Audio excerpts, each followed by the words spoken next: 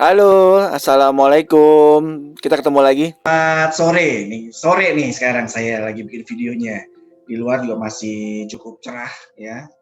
Saya coba sedikit aja untuk memberikan penjelasan. Di video saya kali ini kebetulan ada salah satu teman kita yang memberikan pesan melalui inbox saya menanyakan bagaimana sih membuat cara target kerja yang nanti berhubungan dengan KPI. Jujur saya bukan orang expert di situ, tidak punya tidak punya keahlian lebih lah di situ. Tapi yang saya pahami akan saya coba share ke teman-teman. Setidaknya apa yang saya sampaikan ini mungkin akan mendapatkan bagi teman-teman akan mendapatkan sedikit informasi tambahan ya terkait apa sih target kerja itu dan juga bagaimana menuangkan di dalam KPI atau Key Performance Indicator ya. Baik, sebelum kita mulai untuk penjelasan atau sharing saya ini, silakan yang belum subscribe silakan subscribe dulu di sini ya, nanti ada tampil linknya di mana, dan mohon dukung kami untuk selalu membuat video-video yang cukup bermanfaat buat teman-teman sehingga kita bisa belajar bersama ya. Saya belajar, teman-teman juga sama-sama belajar. Dan jangan ragu apabila ada yang saya sharing salah atau kurang tepat, teman-teman silakan koreksi saya terima, dan itu sebagai pembelajaran buat saya juga supaya saya semakin punya ilmu di bidang yang sedang akan saya share ke kemudian hari. Baik, saya coba buka dulu materinya. Saat ini saya akan coba bahas terkait dengan KPI ya, atau bagaimana membuat sebuah target kerja. Oke, sebentar ya. Baik, sudah tampil ya, teman-teman sudah lihat ya. Bagaimana membuat target kerja atau nantinya akan dituangkan di dalam KPI. Nah, biasanya nih teman-teman bingung, KPI itu apa sih? Yang belum tahu nih misalkan. KPI itu sebenarnya salah satu cara kita bagaimana mendetek atau bagaimana melihat, mengukur apa yang kita kerjakan ini sesuai dengan target yang sudah ditetapkan oleh misalkan atasan kita atau perusahaan. Sehingga kita sebagai karyawan atau sebagai tenaga kerja itu mempunyai tujuan dan juga punya buku kayak GBHN lah kalau di negara tuh, garis besar haluan negara ya. Jadi kita bisa tahu apa yang kita kerjakan, dan semoga yang dituliskan di situ akan menjadi panduan kita dalam bekerja sehari-harinya. Sehingga teman-teman mungkin sering mendengar kata-kata job desk ya. Nah, saya langsung saja ke materinya. Jadi intinya gini, KPI itu adalah indikator penting yang diperlukan dalam melakukan penilaian kerja seseorang. Kenapa sih seseorang ini perlu dinilai? Karena setiap pekerjaan itu harus menghasilkan output, betul kan? Tidak ada perusahaan dimanapun yang mungkin meng-hire seseorang tapi tidak mengharapkan output yang cukup baik. Ya kan aneh. Dia hire, sudah dibayar atau digaji gitu ya setiap bulannya, diberikan bonus, insentif, atau THR dan lain-lain, tapi dia tidak mengharapkan apapun dari orang ini. Nah, itu tidak mungkin. Di perusahaan manapun pasti mengharapkan produktivitas, di mana karyawan ini harus bisa menghasilkan sesuatu untuk perusahaan tersebut. Nah, salah satu mengukurnya adalah menggunakan KPI, gitu ya.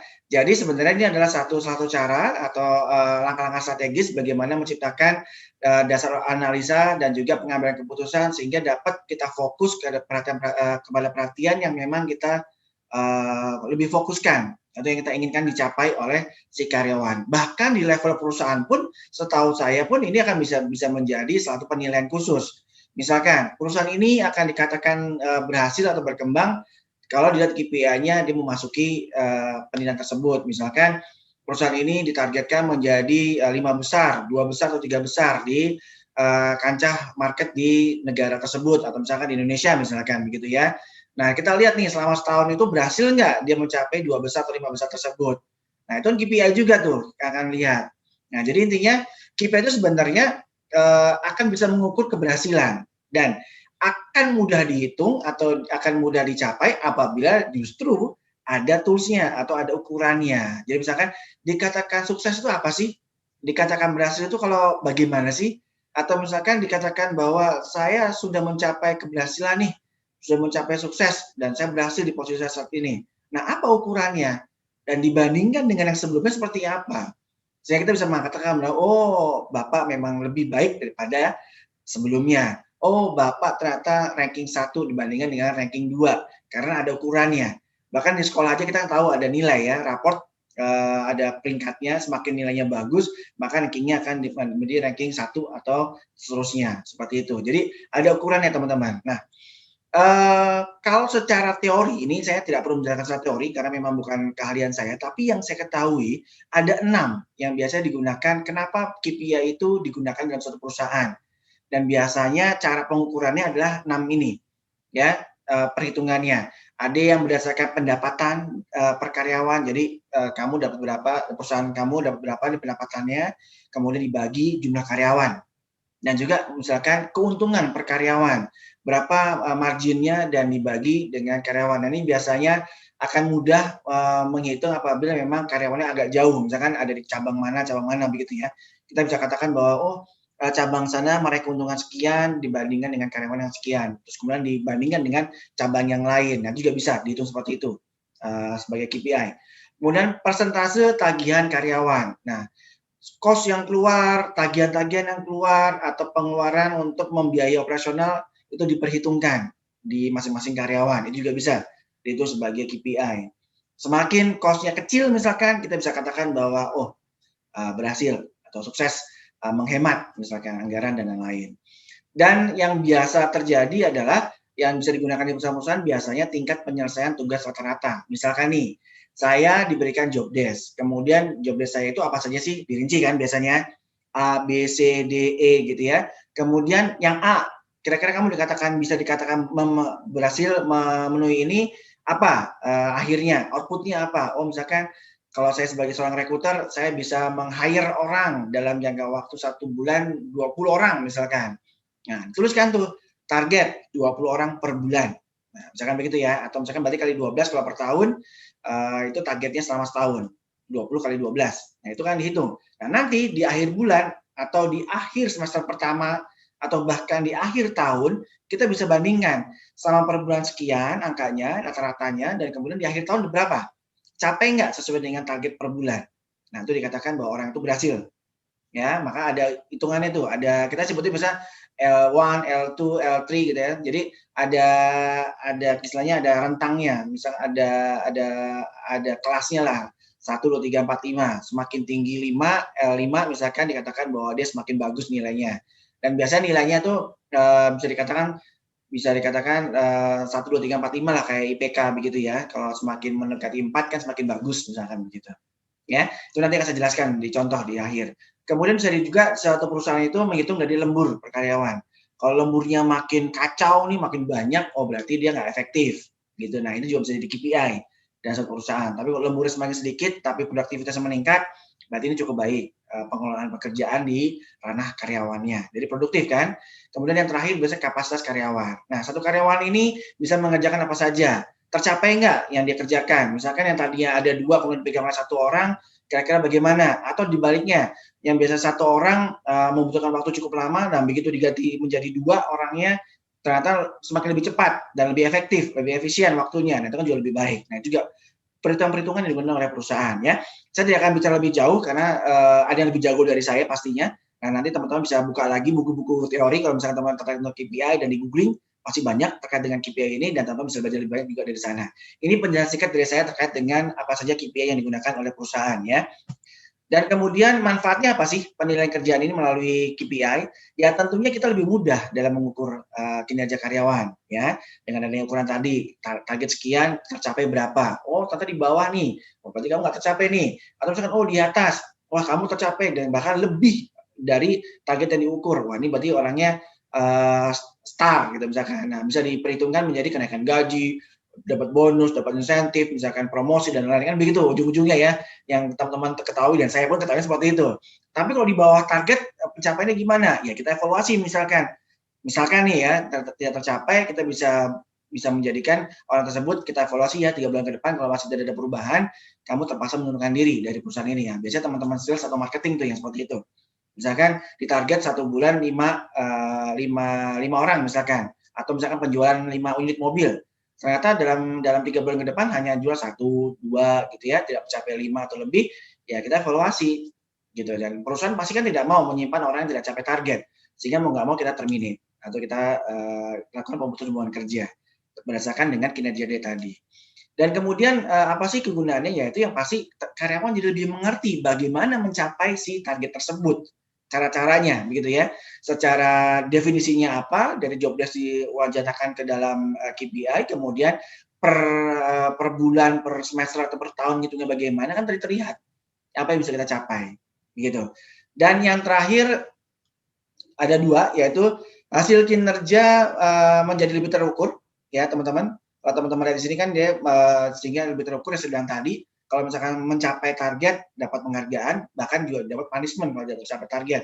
Dan ya, yang satu lagi adalah KPI ini dapat memberikan referensi sebuah perusahaan untuk mencapai tujuannya. Yang seperti saya bilang tadi, perusahaan bisa dikatakan berhasil apabila mencapai berapa, misalnya peringkat 2 besar, 5 besar, gitu misalkan. Atau dari nilai value penjualan, perusahaan ini bisa mencapai sekian dibandingkan dengan kompetitornya. Itu kan juga menjadi ukuran. Nah, ini sangat dibutuhkan biasanya dalam perusahaan untuk mengukur. Bayangkan di dalam diri teman-teman, apabila teman-teman bekerja dalam perusahaan yang tidak punya ukuran apapun untuk mencapainya. Teman-teman juga pasti bingung kan, ini mau ngapain ya di sini ya? Ini perusahaan juga tujuan mau ngapain nih? Ini udah, tapi nggak ada perubahan ya. Pasti stuck akan di situ terus gitu. Syukur alhamdulillah kalau masih bertahan. Tapi biasanya kan kalau yang seperti itu pasti tidak akan bertahan, teman-teman. Apalagi kompetitor sekarang semakin banyak dan ditambah saat ini pandemi, gitu ya. Harus menggunakan masker, jarak makin dipisahkan, kemudian penjualan juga mungkin makin menurun untuk beberapa sektor begitu ya. Dan justru ada beberapa hal yang bisa naik di sektor yang lain. Nah, itu kan kesempatan-kesempatan yang bisa kita ukur dalam KPI. Misalkan tadinya kita mengukur berdasarkan visit ke klien dan lain-lain melalui tatap muka, langsung ketemu. Kemudian kita rubah nih KPI di tahun pandemi ini, kita gunakan dengan Zoom misalkan atau online. Seberapa banyak sih yang kita call, seberapa banyak kita melakukan video call, seberapa banyak yang kita lakukan sambungan telepon. Itu kan juga bisa kita ukur juga dari situ. Semakin banyak mungkin semakin meningkatkan tingkat keberhasilan mencapai target. Nah, itu juga satu hal yang dibutuhkan. Lanjut, seperti yang saya sampaikan di gambar ini, sebenarnya kalau misalkan nih, tujuan perusahaan sudah dipastikan akan belok ke atas sini ya, kalau digambarkan dia menuju ke atas ini. Ternyata dia malah belok ke sini. Nah, itu kan berarti tidak sesuai dengan yang sudah digariskan. Nah, teman-teman seperti itu yang saya bilang sampaikan di awal. Bahwa semuanya juga sudah diukur dan perusahaan pun menginginkan kita berada dalam track-nya ya. Kalau di luar bagaimana? Ya, kita kembalikan ke dalam track-nya dengan menggunakan KPI tadi. Nah, kegunaannya seperti itu target kerja. Ya. Kemudian langkah-langkahnya bagaimana sih? Cukup banyak teman-teman langkah-langkahnya dan saya tidak akan menjelaskan secara satu persatu jelas detail gitu ya. Tapi yang pasti urutannya adalah teman-teman harus pastikan dulu job desk-nya apa, tugas intinya dari si karyawan tersebut. Misalkan saya nih, saya sebagai seorang rekruter, saya menjelaskan job desk-nya apa. Misalkan pemenuhan karyawan atau project MDP atau MT gitu ya, manajemen development program atau manajemen trainee. Kemudian pencapaian meng-hire orang butuh berapa lama waktunya. Nah, itu dihitung menggunakan waktu SLA. Dan kemudian apa saja yang lainnya. Dan nomor 2, kita review lagi, ada nggak sih proyek-proyek lain selain tugas inti yang kita lakukan sehari-hari? Oh, misalkan saya diwajibkan harus mengikuti training atau seminar di tempat lain atau melakukan project rekrutmen kepada kampus-kampus. Nah, itu menjadi project misalkan atau ad hoc. Atau misalkan ada project lain yang sebenarnya bukan tugas kita tapi kita lakukan. Misalkan kalau saya diminta untuk membuat SOP atau policy prosedur gitu ya. Nah, itu kan bukan tugas rekrutmen tapi kita diminta. Nah, nggak apa-apa. Kita masukkan ke dalam nanti KPI kita. Walaupun sebenarnya di dalam job desk kita itu tidak ada. Ya. Sehingga yang nomor 3 adalah gabungkan semuanya itu. Baik tugas yang inti tadi dalam job desk maupun dengan project. Sehingga itu akan bisa menghasilkan sasaran kinerja. Ya.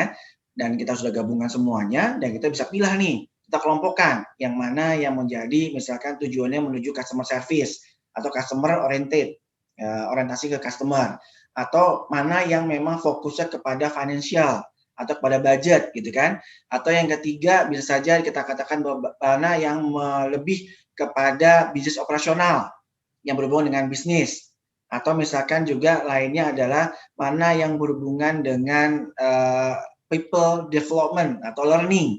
Nah, itu bisa kita bagi-bagi di situ dari sasaran kinerja tadi.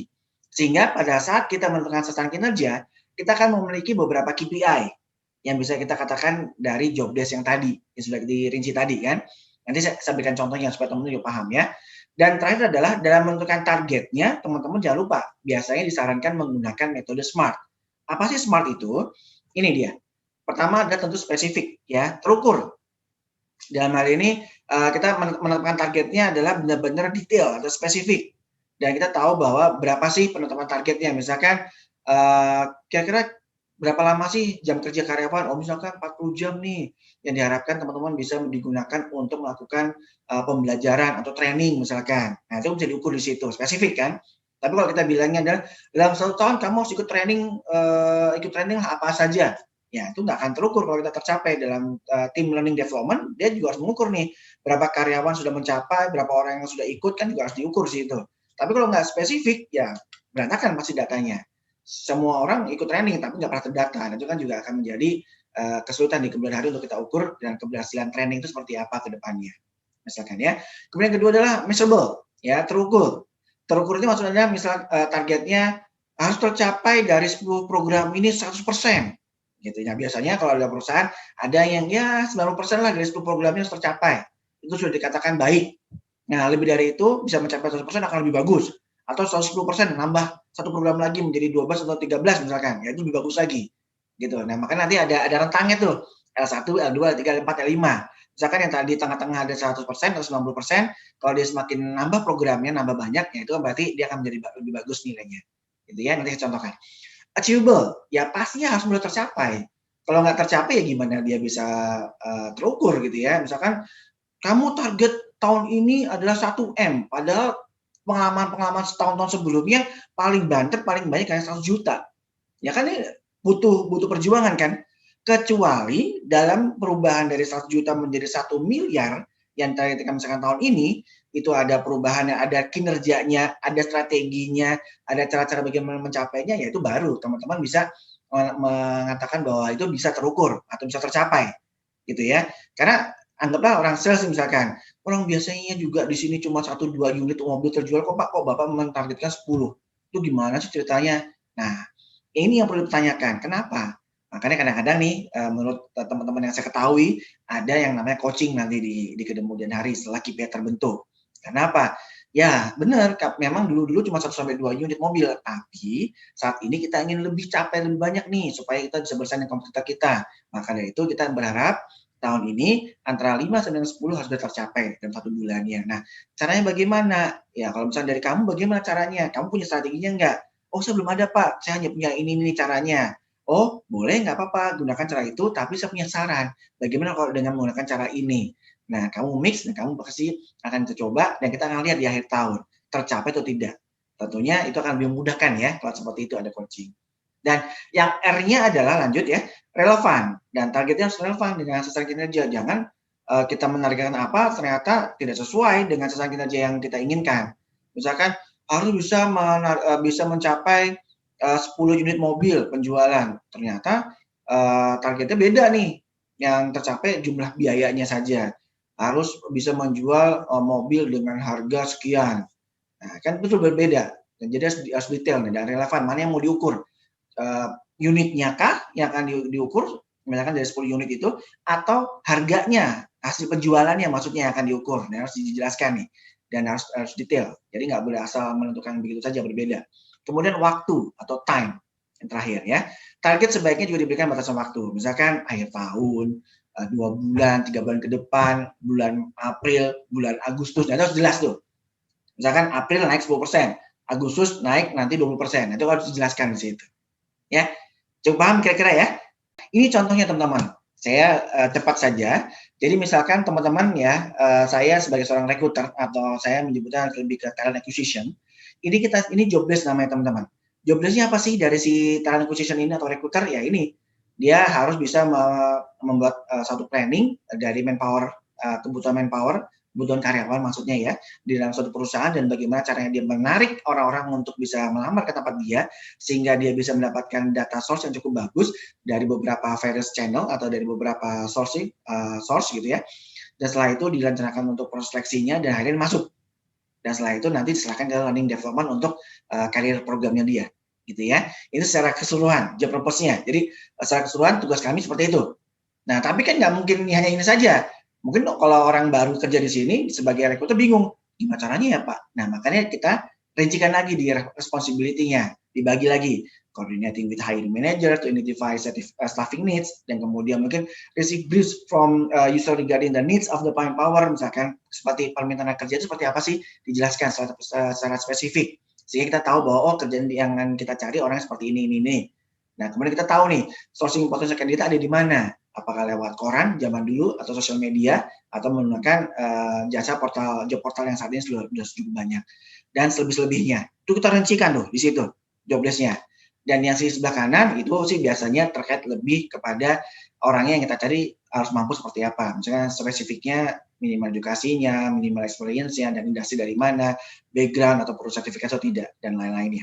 Ya, ini nggak perlu, teman-teman hanya perlu lihat yang sebelah kiri ini. Oke. Nah, dari sini teman-teman, kemudian kan teman-teman akan mengkira-kira nih, kira-kira dari job desk tadi ya, sisi sebelah sini ya, teman-teman ya. Kalau teman-teman lihat sini, dari situ kita bisa melihat apa ya dari KPI-nya. Oh, kalau tadi berhubungan dengan memenuhi kebutuhan dari user atau dari departemen lain, berarti berhubungan dengan customer nih, sasaran kinerjanya nih ya, kita ngomongin SK yang tadi, sasaran kinerjanya. Oh, berhubungan dengan customer satisfaction index. Semakin kita bisa penuhi kebutuhan mereka, akan semakin terpenuhi, akan semakin puas maksud saya, si user tadi. Kemudian, berapa lama sih waktu yang dibutuhkan untuk merekrut seseorang? Nah, ini dihitung nih dari sini, SLA-nya. Berapa orang? Misalkan untuk merekrut seorang staff butuh waktu sekitar 20 hari kerja, misalkan. Nah, kenapa? Teman-teman kalau resign kan butuh 1 bulan ini ya notice ya, 1 month notice. Ya, itu karena itu. Karena biasanya kami, rekruter itu diberikan target dalam 20 hari kerja itu sudah bisa harus meng-hire seseorang minimal untuk menggantikan orang yang resign. Misalkan begitu ya, resign atau pensiun atau pindah ke bagian lain. Karena 20 hari kerja. Paham ya jadi ya kenapa mau notice ya. Nah kalau teman-teman tiba-tiba kabur 1 minggu atau 1 hari setelah ngajukan resign ya itu biasanya akan memberatkan kita sebagai seorang rekruter karena agak susah cari orang biasanya. Orang banyak di luar yang lagi cari kerja, tapi yang cocok dikit. Gitu ya, ini curah sedikit. Baik, selanjutnya ada success ratio. Nah, success ratio ini maksudnya gimana? Yang saya sebutkan tadi kan teman-teman tahu ya, dari sourcing potential candidate ini yang poin nomor 3, kira-kira untuk mengisi posisi yang akan saya tuju, biasanya butuh berapa orang sih kandidat yang dibutuhkan sampai akhirnya dia kita hire. Ya, misalkan ya, misal gitu ya. Misalkan untuk mencari seorang sales manager, biasanya tahun-tahun sebelumnya butuh dari 5 orang dapat 1. Nah, kita bisa aja nih tahun ini, gimana bisa nggak rekruter kamu bikin jadi 4:1, jadi kamu jangan 5 nih, kalau tahun lalu 5, sekarang kamu cukup 4, tapi dapat 1 yang masuk. Nah itu kan terukur jadinya untuk perubahan-perubahan atau perbaikan-perbaikan di kemudian harinya. Dan yang berikutnya adalah productivity. Misalkan dalam 1 bulan kamu bisa nge-hire berapa sih? Oh dulu 10 orang 1 bulan misalkan. Nah sekarang berapa nih mau kita targetkan? 15, 20 gitu ya. Nah misalkan begitu. Atau misalkan dulu cuma 1, 2. Nah sekarang misalkan 5. Bisa nggak setiap bulan? Itu terukur di KPI. Kemudian yang terakhir adalah fulfillment. Dari sekian banyak pemenuhan, dari sekian banyak kebutuhan itu, berapa sih persentase fulfillment kamu? Pemenuhan kamu tuh berapa? Kalau dulu misalkan 80% dikatakan bagus deh. Nah sekarang bisa nggak 90%? Nah itu kan juga bisa menjadi seperti itu ukuran-ukurannya. Nah itulah yang kita jadikan KPI. Dari beberapa tugas yang tadi di sini, kemudian kita kelompokkan sehingga bisa kita masukkan dalam KPI dari 5 ini. Ini contoh teman-teman ya, contoh di bagian saya. Jadi buat contoh saja. Nah, kalau yang orchard ini nggak usah dihiraukan. Biasanya setiap perusahaan minimal mirip-mirip lah seperti ini. Tapi kan ini hanya sebuah contoh menggambarkan bahwa oh posisi orang ini ada di bawah siapa dan reportnya ke siapa dan punya peers-nya siapa. Begitu sehingga kita bisa bandingkan. Kalau orang ini bisa mencapai sekian, yang temannya bisa nggak? Gitu. Kan juga menjadi salah satu sarana coaching nanti di kemudian hari untuk si KPI ini. Ya. Nah, kemudian dari sini baru kita buatkan KPI-nya. Nah, ini contohnya. Ini hanya contoh ya teman-teman. Bisa benar bisa enggak menurut masing-masing teman-teman perusahaan di tempatnya teman-teman sendiri. Kalau saya misalkan dari tadi yang saya sampaikan di sebelumnya, KPI-nya sudah saya tuliskan di sini, ya beberapa hal. Kemudian kita berikan deskripsinya supaya orang itu tahu, si orang rekruter itu tahu bahwa ini loh yang kamu harus capai. Artinya adalah ini loh. Kenapa sih KPI-nya ini? Ya ini artinya. Kemudian bobotnya kita berikan. Oh ternyata kalau teman-teman lihat di sini bobot yang paling besar adalah di lead time karena kita butuh kecepatan. Kalau enggak kita balapan sama kompetitor. Jangan-jangan udah diambil kompetitor yang lain gitu ya. Jadi kita harus cepet-cepetan untuk mendapatkan orang yang lebih bagus. Nah, bobotnya 15%. Nah, kapan sih di reviewnya? Nah, itu kita tentukan.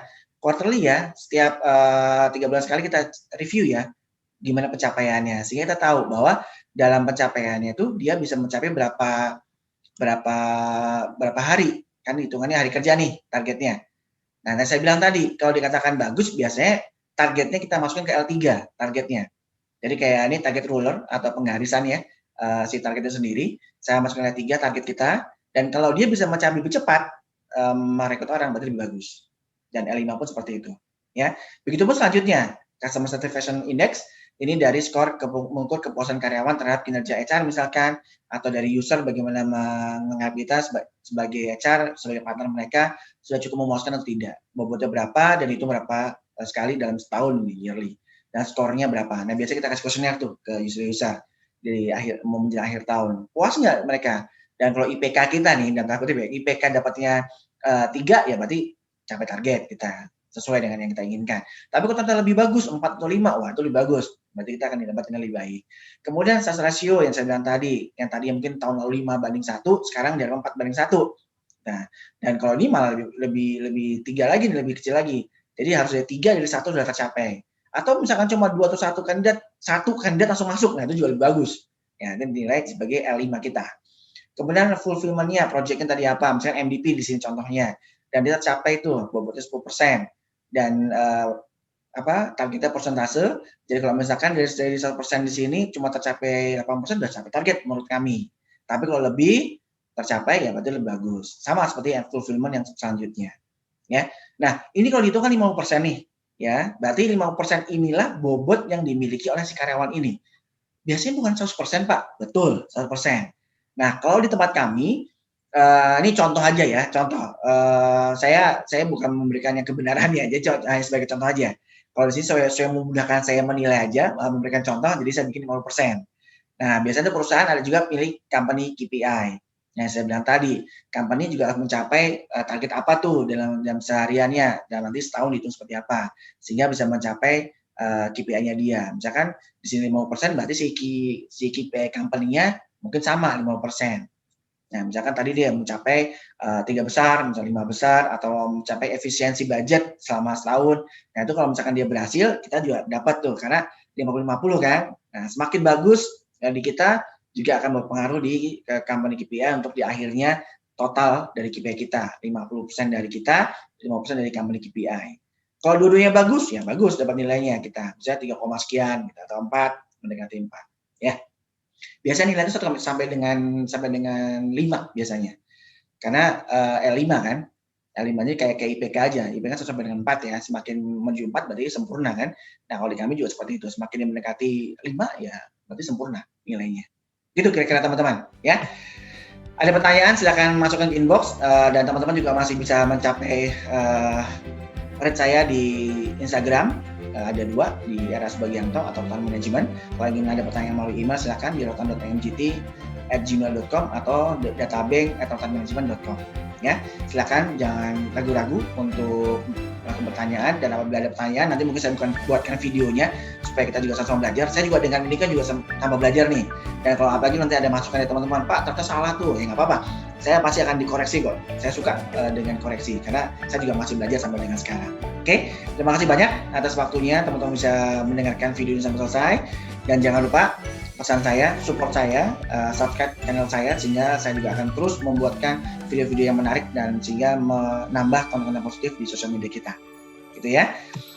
Akhir kata dari saya cukup sekian dan jangan lupa tetap 5M ya teman-teman. 5M, cuci tangan dengan sabun, menjaga jarak, menggunakan masker, menghindari kerumunan dan menghindari mobilitas yang sangat tinggi. Sehingga diharapkan kita bisa menurunkan COVID-19 menjadi hilang. Ya, walaupun mungkin kata orang masih 2-3 tahun lagi ya, kita jangan berpikiran seperti itulah. Kita positif saja bahwa kita bisa selamat dari situ. Ya, karena kalau sakit kan tidak enak ya.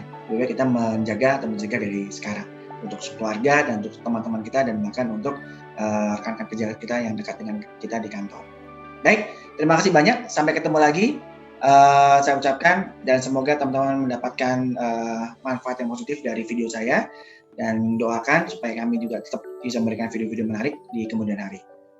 Sampai ketemu. Wassalamualaikum warahmatullahi wabarakatuh.